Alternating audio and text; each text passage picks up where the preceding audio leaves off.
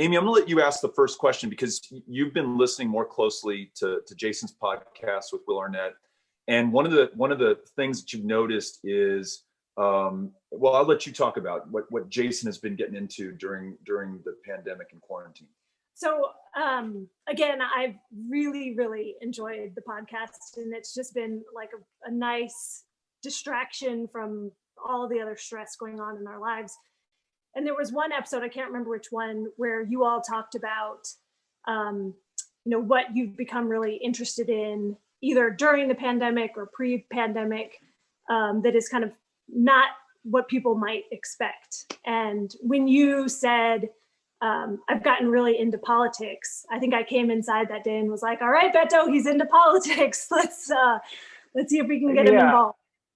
I mean, look, I can't imagine that anyone wouldn't be just fascinated with everything that has been going on.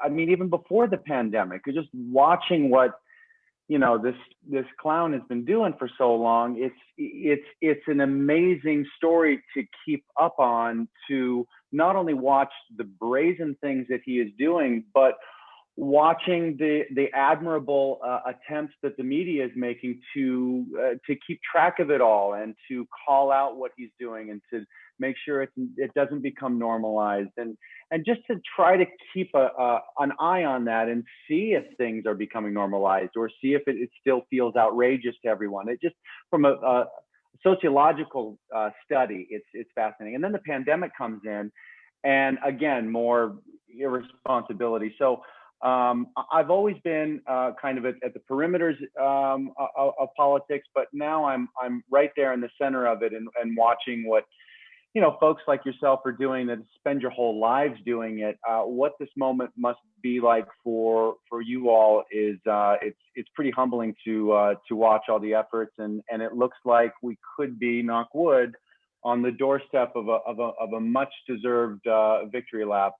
Certainly there in Texas, and more specifically right there where you guys are. All the stuff you guys have been through in the last 12 or 18 months, from the horrible massacre to the kids in cages to the spike more recently, and then what's going on with all of the energy there with the vote. It's really heartwarming. Yeah, this community, unfortunately, at this moment, as you mentioned, has already been through a lot and is now the hardest hit city in the United States for COVID.